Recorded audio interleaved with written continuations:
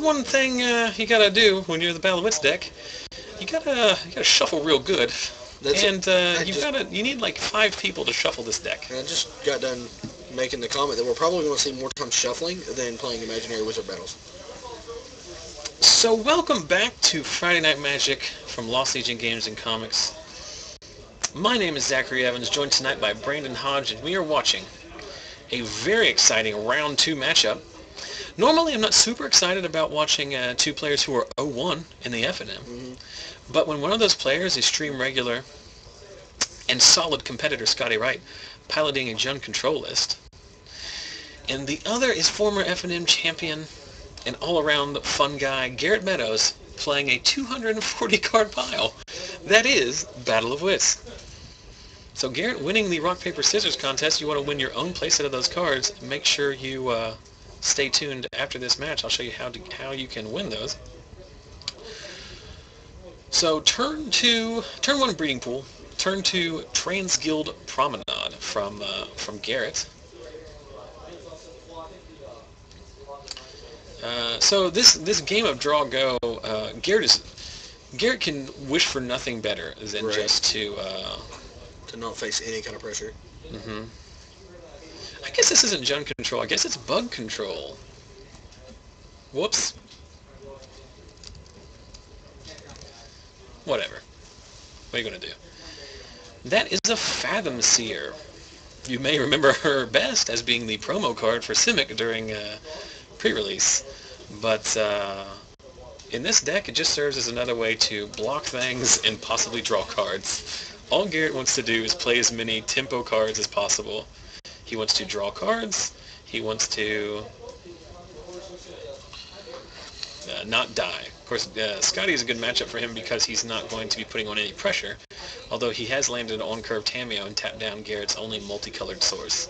So Garrett's stuck on Simic colors here, 2 breeding pools and then 1 each of Island and Forest. Scotty is going to be such a pariah if he beats the Battle of Wits deck. Yeah, no, I'll stop liking him. Honestly, I probably don't think I'll ever talk to him again. Mm-hmm. And I don't think anyone could blame you. Yeah. So 5 mana here for Urban Evolution. Wow. That, of course, is an Explorer tacked onto a Divination. Draw 3 and discard. Scotty is going to dissipate that because he is a total jerk. I mean, it's hard to be like... It's not possible to be impartial when somebody's playing Battle of Wits. Every now and then we have one of these fun decks on. And Garrett, Garrett's won numerous local events. Mm-hmm. He's the only person who has won a box of product at an FNM because he won the 48-person FNM we had that one time. It's actually not true. I won a box. Did you win a box? Yeah. Well, you won of 2 then. Regardless of the exclusivity, it's still... It's not... I'm not downplaying his accomplishment by any means. No, so what I'm trying to point out here, as we see, it looks like Chase resolves here, is that Garrett could play a real deck if he wanted to. What's the fun in that? End of turn, casting an old thing twice. I like that style. Flashing it back. So he's drawing 1,000,000 cards here, which can't be good for Garrett, because Garrett's deck is not the counter-spelling kind of control deck. It is much slower than that. He doesn't have room for counterspells. Nice.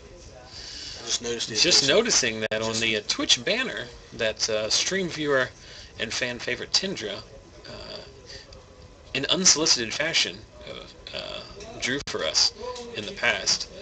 I am sporting 3 lightning bolts. Yeah, I've seen the picture. Well, the night that she made that for us, there was a small mini game in the chat where everyone tried to guess my favorite Magic card, which was unceremoniously won by Michael Taylor, who plays here and knew that it was lightning bolts. What a jerk! He beat Garrett round 1, and then he did that. What a jerk! So Garrett. Ooh, takes his basics. Garrett attempts to cheat by casting Merciless Eviction, which he can't cast even if this Farseek resolves, because he can't get white and black mana. But he can get a Godless Shrine, and then hope to draw one of the other 2. Because Merciless Eviction will let you choose Planeswalker, correct? Yes. I have just shut down the card viewer in an attempt to minimize processor speed to try and up the, try to sort out the choppiness of the video. Look at that. It is, in fact, a godless shrine. The problem here is that Tamio is on 8. Yeah, I think this has become this may be a lost cause for Garrett at this point. I don't think he's going to land Battle of the Wits. I think Scotty has way too big a mana base. I think it was actually against Scotty that Garrett was doing the playtesting earlier, and Garrett did beat him one game, I think, with beatdown, because sometimes a couple 2-2s get there. Mm-hmm. Even in this situation, I still don't like rolling up Timmy. I like getting the ultimate token as soon as you can. Oh, well, this is your point. Well, and Garrett doesn't have red, so Dreadbore's not going to happen. Okay. Well, yeah, I guess I can see leaving it and rolling up one just to this is a little bit different situation than in the Jonathan game. I was thinking of the Dreadbore, then I remember Garrett said he wasn't playing red. It only took us two rounds to get the entire complement of Wright brothers onto the feature match. Their grandmother plays around in round 3, right? Yes, we're just inventing Wright brothers. Welcome to South Charleston's Wright family reunion. One time I asked them which one of them would be Orville and which would be Wilbur, and they said we never thought about it, which I think is categorically impossible. What killed me was when you said, I thought you were asking which one would be Orville, which one would be Redenbacher. Which is not topical at all. So Tamio is going to ultimate here, and that's going to be bad news for Garrett, since Scotty has unlimited cards in his hand. So Snapcaster keeps Jace honest. Jonathan or Scotty, there's too many Wright brothers. I call them all the same. There's the ultimate. Surely. Oh, what a pro! What? Boo! How do you not have the token? How do you not have the token? Oh, come on. I'm sorry, emblem. Emblem token. Idiot, sir.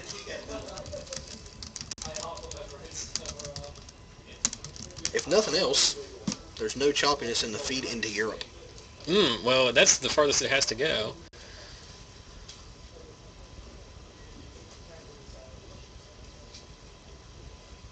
Just wanted to quickly update Scotty's name there.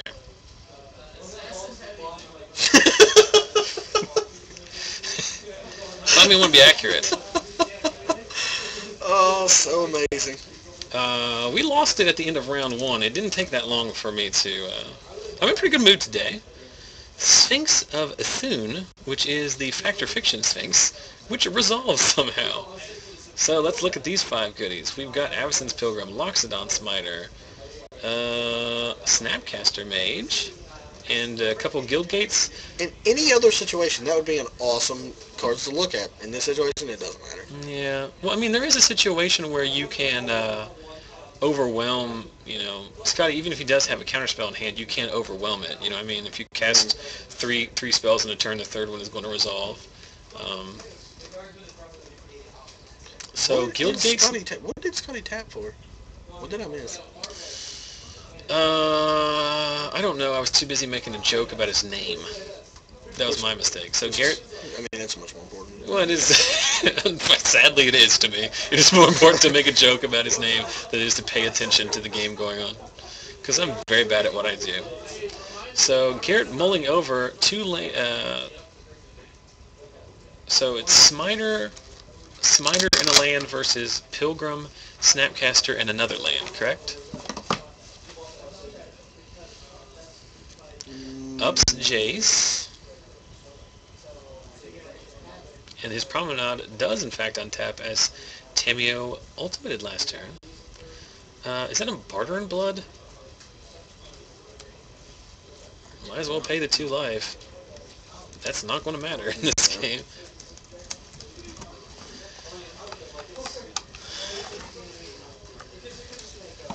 I tell you, obviously Garrett is getting a bad position here quick, but Scotty's not really doing what he wants to do right now either. He's applying absolutely 0 pressure.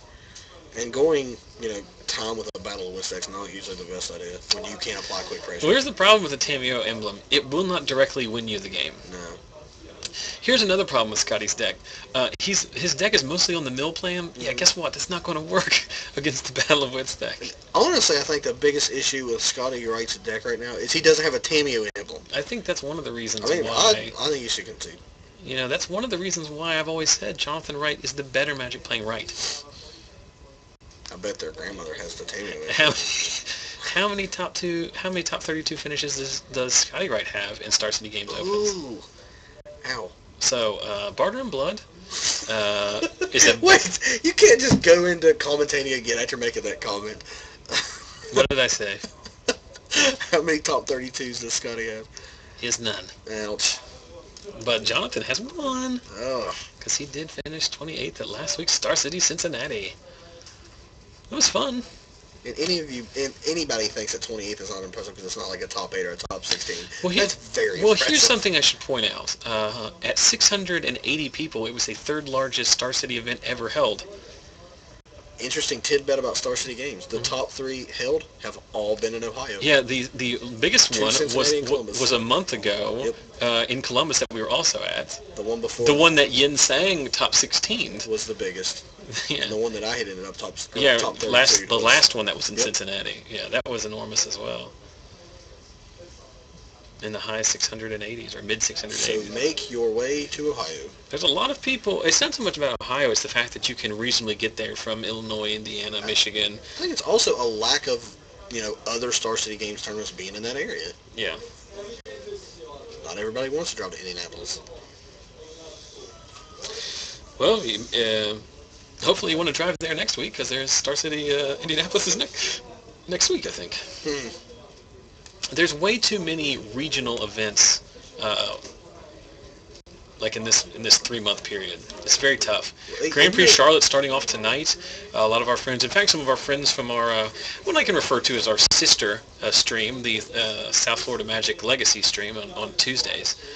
They all made the trip up to Charlotte. Normally it would be a great opportunity to go down and meet up with those guys, hang out at the Grand Prix, but having gone to Cincinnati last week, then we're going to Pittsburgh next month. Just too much, too quickly.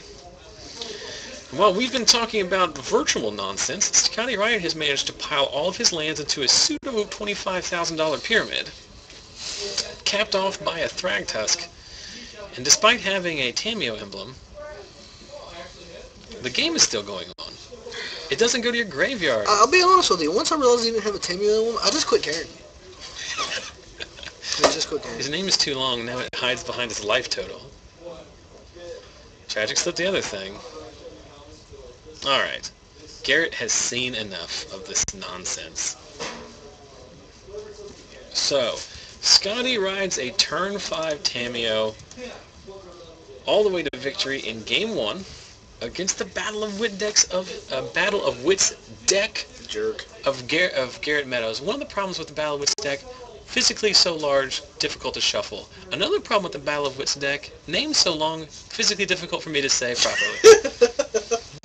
But you know what it's not hard for me to do? That, of course, is to give away Magic cards. If you saw at the beginning of this game, our fine competitors start off their match with a delightful game of rock, paper, scissors featuring these 3 fun and hilarious cards from the Unglued Parody set. Then you probably, no doubt, want a playset of your own. Don't start your games like a noob by rolling dice or flipping coins. This is not the third world, my friends. Get with the 21st century and start your games with rock, paper, scissors. If you don't have your playset, then you, my friends, are in luck because we give them away every single week. Just head over to our Facebook page, facebook.com/ZachSellsMagic. Step one, you look for step one, you like the stream, or like the page. That's the best thing you do, because that helps to spread the word, and that's all we ask for. Step 2, you look for the giveaway post that I am literally right now about to post because I forgot to do it before I started talking. And then it'll be very easy to find because it's the one that talks about giving away Magic cards. Then you have 4 ways to enter. You can like, comment, or share the post. That will get you entry. That post will also show up on our Twitter account, twitter.com/ZachSellsMagic. And if you retweet it there, then you also get an entry. So 4 different ways to get an entry into the giveaway. That post is now up and live. So head on over there and win yourself some free Magic cards. I can't go into details about them, but I will have some fun additional prize support to start giving away next week. So look forward to that. That's a little teaser. You know, there's absolutely nothing better in Magic than getting free cards. And there's nothing worse in Magic than not having a Tameo emblem. Well, I'm going to shorten it to no Tameo emblem. Right. That way. Sometimes That's maybe. I'm going to be honest with you. This is the 26th week that we have done this broadcast. Wow. And by we, I mean me. Yeah. And we did miss 1 week when I was in the hospital. So hooray for me. And I wonder where they get these excuses that aren't good enough. Well, ironically, I had to back into that excuse from my primary excuse, which was go to Michigan for Christmas with my wife's family. Mm-hmm. But then I got had a minor medical emergency and had to go to the emergency room. So I was doubling up on excuses. Right. Either way, I would not have been here. But I was back here for the following week, even though I felt like crap. I don't say that. There's no reason for me to have said any of that. Literally, there's no reason for me to have said that. But in the 25 weeks that we have run this broadcast, Scotty No Tameo Emblem Wright may be my favorite thing so far. It's the simple pleasures in life, right? I think from now on, even if he has a Tameo emblem, it becomes Scotty No Tameo Emblem Wright. Oh, man. And look at Scotty's deck. It's like so little. It's so anemic. Scotty's deck against Garrett's going to get little man complex. I'm telling you what, I might just pull Garrett out maybe like in round 4 if he's still playing just to get another. I would like to see. We have run very poorly in terms of having the cool combo decks on camera and then just not doing anything. We've had multiple Door to Nothingness decks on. We've had multiple. We've had Primal Surge deck on before, right. And all of them like combo the round before. Amazing fashion. We miss it. We put them on camera. Draws 3 lands, gets beaten 10 minutes. Right now, one of the best combo decks in the room is 3 Mountains and Boros Reckoner. Yeah. Pretty good. I was very excited out of the Pro Tour coverage to see Boros Reckoner and Harvest Pyre in the same deck. Yes. So that's very fun. So much fun. Now, decks had been playing Blasphemous Act previously, which is in and of itself a good Magic card. Harvest Pyre is a little narrow. You really do have to mill effectively to make it a true removal spell. Right. But it does pair very nicely in those flash decks that, Thought Scour and mill a lot for value.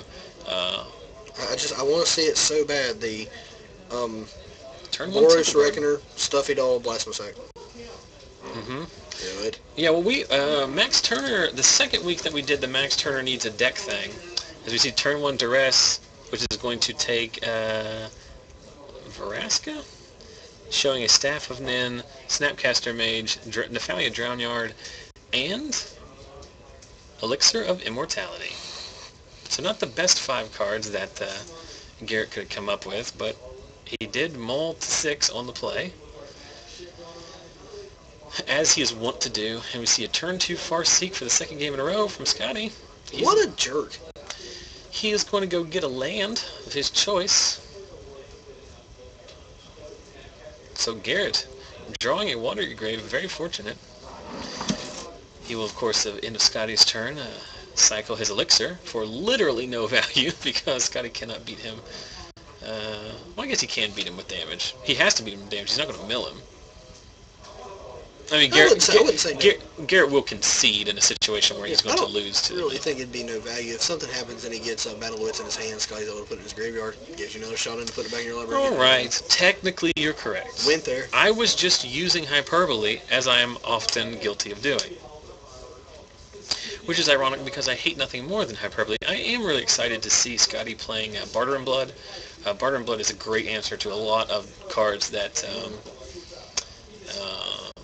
the control decks have a hard time with. Kills Geist, kills Reckoner, all in a very efficient way. I apologize. I just looked up and saw Scotty No Tameo Emblem Wright again. It's going to be funny. It never stops being hilarious. It's going to be funny every time I look at it. Only to us. I imagine people in the chat are looking and wondering, what is this about? This is ridiculous. I'm going to go make some mac and cheese and watch reruns on TiVo. Of course, I have never once said that our stream is better than mac and cheese and watching reruns on TiVo. That's a good night. You know what I call that? I call that living the dream. Living the dream. There's worse things you can do in life than mac and cheese and reruns. So Drown Yard online for Garrett. Of course, we see the Staff of Nin, which is going to help Scotty power through his deck and draw 1,000,000 cards, resolving Urban Evolution. So Garrett going to draw 3 cards and gets to play an extra land, should he have it. He does, in fact, have one. Remember, those 2 cards at the top, the Staff of Nin and Snapcaster Mage, are in fact in Garrett's hand. He is just leaving them on the table because Scotty duressed him. And like the kind soul that he is leaving them up so Scotty doesn't have to write them down. Of course, as I say that, he picks them up, and Scotty writes them down. So there's a Garrett Primal Hunter in Scotty's hand, which he can play a land and then leave the gate open, and then play that Garrett. It's going to be very hard for Garrett to beat the Garrett. No Garrett. Nope. Garrett, negate, Barter in Blood. Abrupt Decay. Which is useless right now. And a land, I think? Yeah, I think it's a Wolf Run, maybe. 3 mana for O-Ring. Nope, Alchemy. Do you counter Alchemy? I don't. I counter whatever he gets off the Alchemy. You can argue to counter the Alchemy, but I think there's probably a better spot for your negate. So Garrett's going to draw 4. Bin one of them. I cannot see what he has. And I'm going to avoid the temptation to lean in my chair as if I've already done it. If I could look around. Yeah. See, I'm an old salt at this. I know that won't work. Garrett's got a thinker here. I cannot see what's in his hand.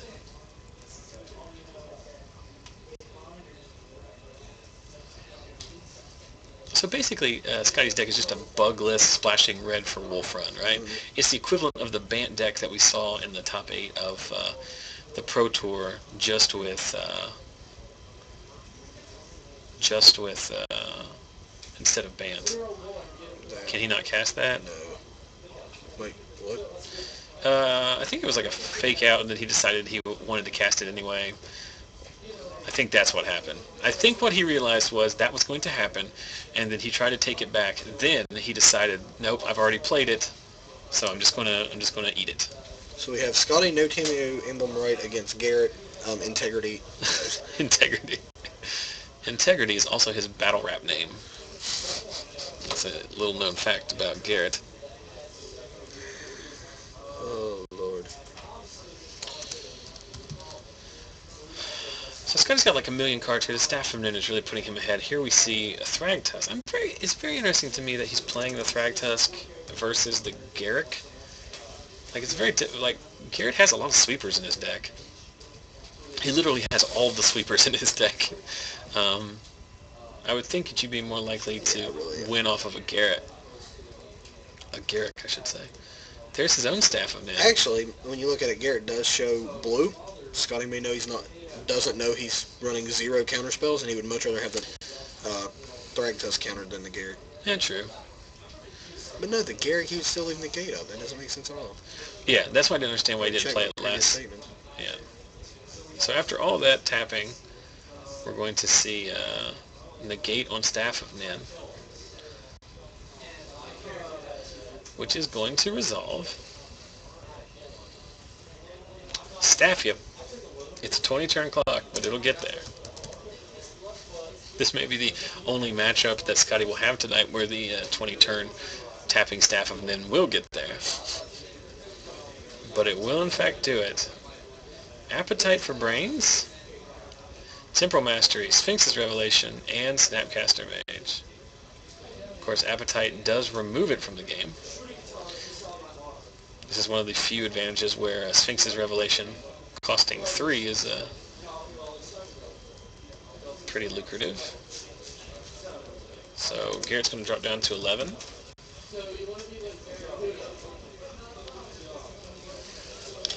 Yeah, Garrett's going to have to find that Battle Wits and find it fast. Yeah. bad situation. And here comes that Garrett. At this point, you would end of turn your elixir, right? Let's see, 1, 2, 3. Yep. No. So Garrett has the Snapcaster Mage. There is a Diabolic Revelation in his graveyard. So 1, 2, 3, 4, 5, 6, 7, 8. He does have enough mana to flash back, to Snapcaster back the Revelation and go get Battle of Wits. And facing down 8 next turn, then 11 the following turn, will be 19. So he will die unless he puts something in the way of that. Ooh, getting frisky. So now with 2, he can Snapcaster back for 2 cards, get a Fog if he wants it, and a Battle of Wits. So good. Snapcaster, does it I resolve? think Scotty becomes public enemy number 1 after this game. Question in the chat, any way to get Scotty's deck list? As always, any deck list that I have available, I have to get those deck lists by asking people. And if I have them available, I will put them on our Deckbox account, which you can find linked to on our webpage, on the YouTube videos after I post them. So 1, 2, 3, 4, 5. He's just going for 1. He's leaving 1 mana open. Wow. Interesting. He's not playing. He's doing it for 1 for the elixir. Well, the elixir costs 2 to activate. So he won't be able to elixir this turn either. He played an untapped land. He paid 2 life for an untapped land too, so I have no idea what's in this game. Unless he has a Fog in his hand. If that resolves, he's going to go get Battle of Wits. So we're drawing live, Brandon. No way. We are drawing live. Let it happen. The fact that Scotty took a month of Sundays to let that resolve suggests to me that he has a counterspell in his hand that he is going to use to counterspell the eventual Battle of Wits when he plays it. But I'm going to live in this fantasy world where he doesn't. Underworld Connections and Pithing Needle. Pithing Needle on Elixir of Immortality is pretty good here. If the last card in Garrett's hand is in fact a Fog, then this is pretty amazing. Also, if he miracles a turn in this, it would be one of the best miracles in the history of Magic. And if Garrett can somehow piece together this win, it may be one of the greatest moments in Magic Stream history. What the heck did he just cast? Oh, he used Garrett's ability. Oh, it was a Fog. What a jerk. Scotty Wright. What a jerk. Well, we're hardly biased, right? So Garrett did have a chance. He was 1 turn too slow. The problem is that, and that's why I was surprised Scotty didn't play the Garrett much sooner, because like it just gives you so much virtual card advantage. So we're going to take a quick break here. I'm going to step outside, see if I can find another match to slot over for you, since we do have about 20 minutes left in the round. So let's see who I can go find. Actually, since we're on a break here, I'm going to grab something to drink. All right.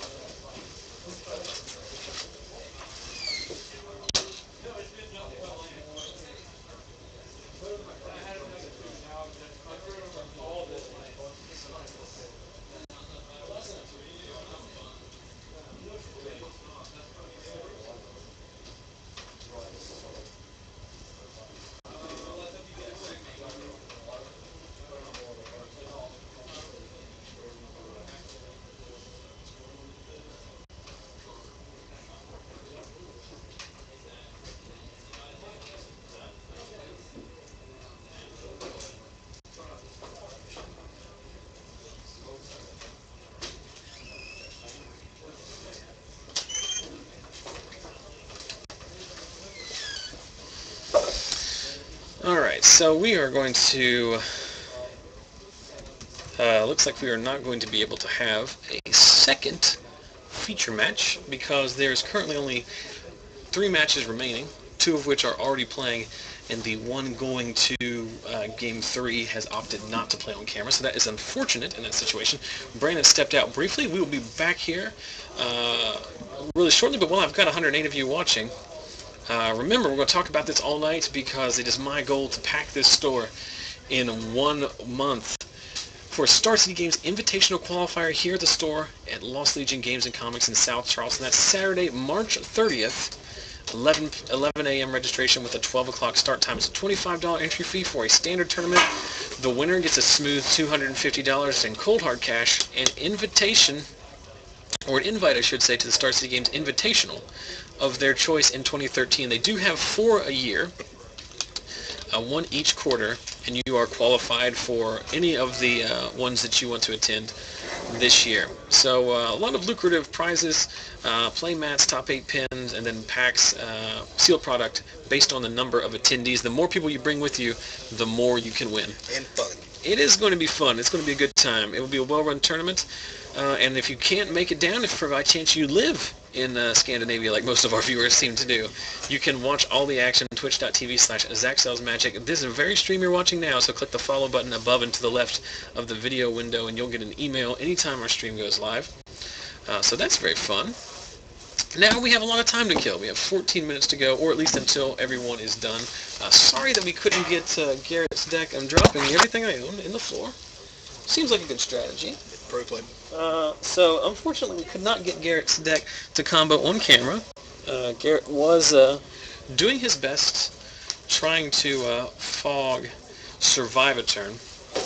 But that's the unfortunate thing. You play the fun deck, so to speak, is that it's not the most streamlined powerhouse. You are playing 240 cards. It is hard to have exactly the mana you need. Exactly the answers. I'm shuffling than playing. I think it's very interesting, as we're getting a lot of comments in the chat from people who say they would love to come to our SCGIQ if they didn't live in Europe. I just think it's very funny that, actually it makes a lot of sense, and I've talked about this before. So right now, believe me, I'm well aware of the fact that we're broadcasting a Friday Night Magic the Gathering tournament. Ideally, you want to broadcast that to Magic the Gathering players and fans, and the majority of Magic the Gathering players and fans in the United States are currently playing at their own FNM. Right. So that is why we get a lot. But the thing is that it's like 2 in the morning in the UK, and then even later in Scandinavia and whatnot. So for those of you who are still watching, we appreciate your dedication. So let's talk about. So you did watch the Pro Tour? Yeah, I watched a good bit of it. I watched Melissa Del Toro's match against Jerry Thompson. Which was not very exciting. Not in the least. That's the problem with all the decks right now, at least in my opinion. Of course, you can go back in the past and last week and watch me just whinge and moan about Standard. And I hate to be a broken record. And no, I don't play Standard, or at least I don't play it competitively. There's nothing wrong with the format. It's just very unfortunate that a lot of the decks right now, there's basically like one aggro deck. It's that, they call it Saito, the Saito deck, the green-red. Burning Tree Emissary, all the haste guys. Right. And that deck's very aggressive, but then all the other decks, you've got the flash decks that play Reckoner, the ones that don't, and those can be aggressive, but they're mostly like mid-range control decks. They're tempo decks. And then there's a slew of control decks. You've got Esper, which is hard control. You've got like the Bant, and we saw the Bant deck splashing for Wolf Run. So the Bant deck basically is playing like a mid-range Thragtusk strategy, and it's just very frustrating because all of the decks seem to be playing the same cards. Right. and that's very annoying to me personally. But the problem is that Wizards has, for whatever reason, whether it's intentionally or not, they've printed so many cards that are just so strong in every archetype. I mean, Thragtusk is a card. Imagine how different the format would be if Thragtusk cost 3 green. If you couldn't just easily, you can splash him in everything. And costing 5 is a lot different than 6. You can have him as the high end of a lot of more lower end aggressive decks. It's a weird thing when like some of the aggro decks, all the mid range decks, and even some of the control decks are playing the same creature as a 4-of. The Rakdos zombie decks have gone the way of the past. The mono red decks have gone the way of the past already. I'll tell you what one of my least favorite things about Standard is the fact that you can watch somebody tap mana with no indication of what they're playing, just in tap mana, and be pretty accurate about what they're about to play. Green deck, they tap 5 a lot of times they're coming with their Rakdos. And the thing is now that with the mana base that you have now with the entire cycle of Shocklands, which is awesome because you can play whatever you want. At the same time, it's kind of kind of bad because you can play whatever you want. You So play anything. all the decks are playing the same cards because they physically can play all the same cards. You can cast Boros Reckoner in a deck that's playing Dissipate or Counterflux. It went from if you can't beat them to if you can't beat them, join them, to why not just join them? Yeah, why put the effort just into beating straight join them. But it was interesting for as much as I'm lamenting about the similarity of all the decks. There was a lot of variety in the top 8. We saw most notably a Tom Martell winning with the Aristocrats deck that they call it, which was basically a very unique deck designed by Sam Black. As I mentioned on Twitter during the week, apparently the winner of the Pro Tour is just whoever has access to Sam Black's brain during the playtesting. So Sam Black built a deck that was basically humans with Falcon Wrath Aristocrat on the high end. He's playing Champion of the Parish. He was playing, I don't know if he was playing Silverblade Paladins or not, but he was playing Cartel Aristocrats and Falcon Wrath Aristocrats, which were, of course, the cards that give the deck its namesake. But he was playing Doom Travelers. He was playing Lingering Souls. He was playing a lot of weird cards. But basically, the entire deck was designed that Boros Reckoner... Boros Reckoner never gets to deal damage. Because you just block it and you sack it. He's playing Orzhov Charm, so you get value out of your Doom Traveler. It's also a very good removal spell. It was just a very perfect metagame deck. Yeah, and it was played very well by those guys. I mean, it was a great metagame call, but I guarantee you if you gave me that deck, I would have finished 1-15 or whatever. Clearly these guys are very good. Plus there's the 6th round of draft they have to navigate as well. So we saw Tom Martell win that one in some very close games throughout the top 8. And then we saw a couple iterations of the American Flash deck, the Swedish kid, Joel Larson, who everyone was calling Swedish Kibler because he's kind of got that male model look going to him. He played a kind of traditional Boros Reckoner American Flash deck.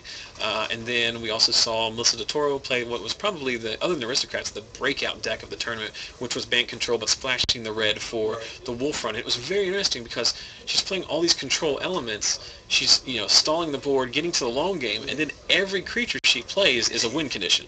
Because the Wolf Run just lets your Snapcaster be a win condition. Now, we had talked about Jerry Thompson top 8ing earlier. Was I correct in hearing that he actually drafted Boros Reckoner too? He had two. I think he had two Boros Reckoners in his draft deck.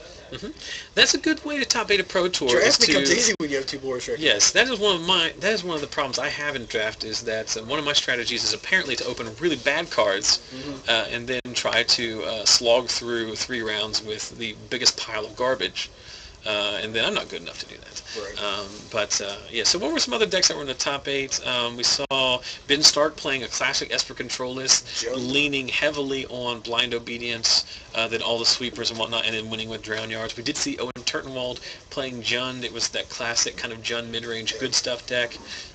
He lost because he made a critical play mistake, which if you go back and watch, I think it was in game 2 or 3. I think it was in game 3. Though they were tied 1-1.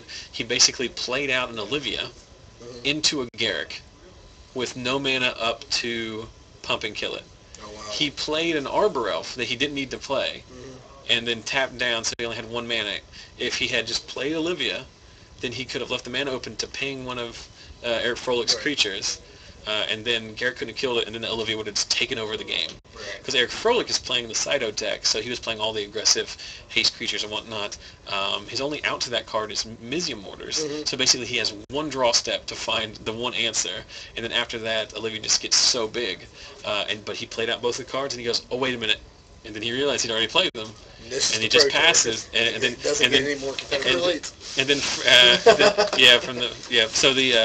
and Garrett, when it passes the turn, Froehlich looks at his Garrett and just kind of, trade with it. He's trying to, it was such an odd play that he thought there was something wrong. So even the good players are capable of making mistakes, so don't worry about that. It's another interesting case. I think one of the biggest, be interesting in the chat if anyone else remembers any historical kind of blunders from Magic, but there was several years ago, I'm thinking like 7-8 years ago, Willie Adel, who will likely be from Brazil, who will likely be the South American participant in the Players Championship this year, because he's already won a Grand Prix and top 8 at a Pro Tour.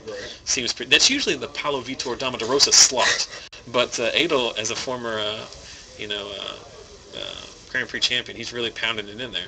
But several years ago in the top 8 of a Pro Tour, he lost the Pro Tour because he did his combat math wrong, and he attacked didn't kill his opponent and lost in the crackback. Like, he literally just made that mistake that we've all made at some point in the... I know it was right when Infect got big, Standard Infect. The Pro Tour in... This was actually Star City Games Open. The 15-year-old kid made it to the championship, goes to attack for lethal. The guy makes a Moreland Hot token, and the kid plays protection from blue. Yes, face shield protection. Yeah, face shields protection from blue. Blessing. Yeah, it was Apostle's Blessing. He named the wrong color? Yeah. He lost because of that? Yes. That is brutal. 15-year-old kid in the championship of Star City Games Open. This was game 2, and he had won game 1. Did he then quit Magic altogether? No, but there was a time. There's some other ones I'm thinking of in the Pro Tour at that was in, I believe, Kyoto a couple years ago. It was the Scars Block Limited Pro Tour. In the top 8, there was a German guy. I think it was like his first really competitive Pro Tour. Right. He made the top 8, and he lost a game to Godinis Vidaguris because he just didn't count the math right, and lost to an Immolating Soul Eater, the guy that you could pump with life. Right. And he just he didn't block, and he's just like, okay, kill you. He's like, oh. Yeah. And then he said, mess around. He ended up winning the match, but he went to a game 5 and almost lost it because he just... I mean, Magic is a very skill-intensive game. That's part of the reason why I'm still playing it as a 32-year-old individual, having started when I was 14, is because it's the most complex game. It's the best game I've ever played. But sometimes you just lose because you do the math wrong. Right. It is something that's very capable of doing. There was another classic that I'm trying to remember. I just lost my train of thought. Where, there's another Star City Games Invitation Open, and this was several years ago. I'm thinking like 3 or 4 years ago. There was a kid in the top 8 of the Legacy, and the finals of the Legacy. In Game 3, he was playing Adam Yurchik, who was playing Zoo. Right. And at the time, Adam Yurchik had 2 lands and a Wild Nicottle. And the other guy was playing lands. And he had his entire engine online. And he had Glacial Chasm. Do you know what a Glacial Chasm does? No. So Glacial Chasm is one of the few cards from Ice Age that's still playable, but only in lands. When it comes into play, you have to sacrifice a land. It has cumulative upkeep of 2 life, which means you have to pay 2 life, then 4 life, then 8 life, or then 6 life. But while it's in play, prevent all damage that's dealt to you. Okay. But the thing is that creatures can't attack. Your creatures can't attack. So the card is basically a prison card. It's designed where we're going to give you this out to damage, but you're going to have to use all your resources to it, and eventually it will kill you. So the kid he sacked it at end of turn, then brought it back because he has Crucible of Worlds or Life from the Loam or whatever, and he brings it back and he plays it, and then he starts bringing up his Mishra's Factories to attack for the win. And you can hear the commentators say no, don't do it, because but basically he attacks his Mishra's Factories. The judges are watching because it's the finals. There's a table judge, and it basically said that's a game rules violation, and he had apparently done that enough times throughout the course of the tournament that he got disqualified. And he lost a Pro Tour, or he lost the Star City Games Open to 2 tap lands and a Wild Nicottle. You know what I mean? He literally couldn't. The only way he could have lost that game was to concede or to get disqualified. And that one's impressively. You can also search for that, I think, on YouTube. I'll try to find that clip and put it on a recap. The only Wonder that I was ever actually a part of, I was playing against a guy in it was the Cincinnati. No, it was the Columbus Legacy Open. So it was a Legacy Open, and I had 1 card in hand, and actually dropped it, and it landed face up. And the guy was playing lands, and I was playing burn. And it was Price of Progress. And then he tries to go off on me. I have no other cards in hand. When he brings in he's at 20 off. I had done no damage. He had prevented everything. When he brings in his 11th land, his other non-basic, in response, I Price of Progress. Not only was it the only card in hand, we had talked about that was the card in my hand. And he still did it? Then he goes, I was like, all right, in response to 11th, Price of Progress. He looks down at his hand, and he was like, yeah, you do have that, don't you? Yeah, that is a pro. And I just scooped him up. That's a pro play by him.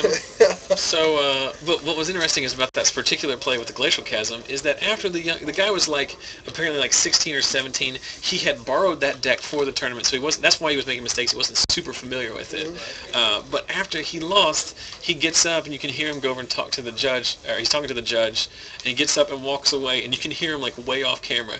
Just scream the F word as loud as possible in an empty convention hall. Right. And you cannot just help but feel for that kid. Yeah. Because to be perfectly honest, if if I'm the Adam Yurchik or whoever the player in that situation is, regardless of what the specifics are, like, I'm not feeling real good about myself. Right. Like, I think there's a part of me that might just... not saying anything. Huh? Also not saying anything. Yeah, I mean, there's a part of me that wants to offer him just like a chop or something like that, because like you didn't really. I mean, I understand like in a technical play. I mean, you do win, and there's rules and stuff like that. But clearly, the intent is not there. Right. You're not going to be attempting to cheat like that. Like, there's no reason to cheat like that. First of all, in that situation, Right. So it's very unfortunate. The moral of all of this rambling, as we are now down to the end of time in the round, so we should be starting round 3 relatively shortly. The moral of all of this is that you too can make mistakes because the pros are going to make mistakes as well. So don't feel bad about it. Anything going on in the anything going to watch actual Magic. Well, he trolled us real hard. Yeah. Way to go, you got us. I mean, I don't know what they I want. didn't appreciate my Phantom Mage snapping. I can't believe. It is our fault for not having a 6-camera, 8-table shoot like the Pro Tour. I get really aggravated. Hold umbrellas. I really get aggravated sometimes because, we do our best here. We have a fun little show. We have a dedicated And I will base. guarantee you, everybody that's ever watched it has gotten their money's worth. Yes, Have viewers gone down since Hodge has been sent in the room? No. They've gone down since, Surprising. since we stopped playing Magic. But we've only lost 10 people over the course of 15 minutes. Like I said, the problem is people are always like, why don't you do this? Why don't you have... People are always asking me, why don't you have hand cameras? Oh, no. Yes. Screensaver. Don't say yes about it, because now I have to start everything over I again. understand. So I apologize for that. I do sometimes forget to update my... every goddamn time. I don't care if I swear, because I get so sick of that. Because it's so hard to... I have an automatic screensaver I can't turn off. Oh, really? Yeah, because this is my work computer. And then no matter what happens, because we'll have to restart, because the other camera's not going to work. And then, like, when we restart, we lose, like, 50 people. We always do. Like, every week, I'm like, maybe this week will be the week that we don't have, like, a massive technical problem. Right. And always during the second round or whatever, we always have some problem going on. So, for those of you who have watched in the past, we do usually do the drawing for the rock, paper, scissors cards during the second round. Unfortunately, I didn't have time earlier today before the event to Unfortunately, the stream crashed and you just missed it, so tune in next week. No, I just didn't have time. I didn't have time to compile the list. Since we do give you 4 different ways to enter the contest, I have to compile all of the entries. So I'll have to do that tomorrow offline. So I'll post that to our Facebook page. So if you want to know if you won Magic cards or you want more information on that, seems like a pretty good reason to go over to our Facebook page at facebook.com/ZachSellsMagic. Look for more information there, as well as daily content. Also, I don't know if either of you saw on Facebook earlier, but we do have an exciting, I'm going to go ahead and call it exciting, new, I'm already. it's very loud out there. Vickers is here, although I'm hearing Sam Hanna more than anybody else.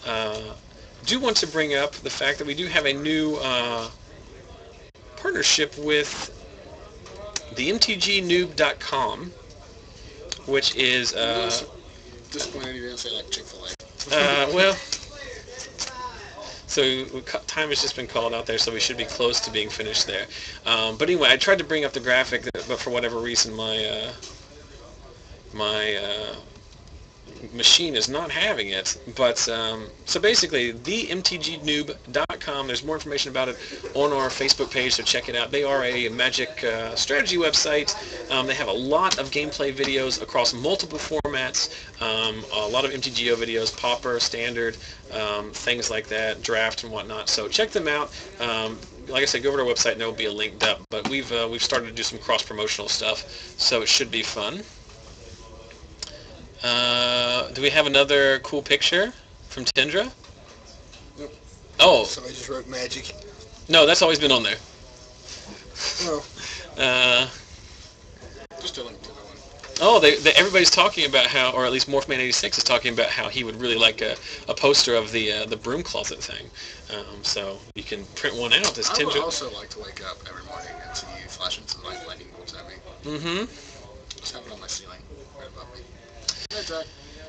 Right. That is literally that's the worst thing you could do, is wake up in the morning. bad news. So here's what I'm going to do. We're going to, I'm going to stop and restart the stream. It's going to come right back. So do not go anywhere. I promise you, we come right back. Then we watch more Magic, because I've screwed up and I've let the screensaver come on. So we're going to pause and then we're going to come right back. So just give me a couple minutes and then we'll be right back with more coverage.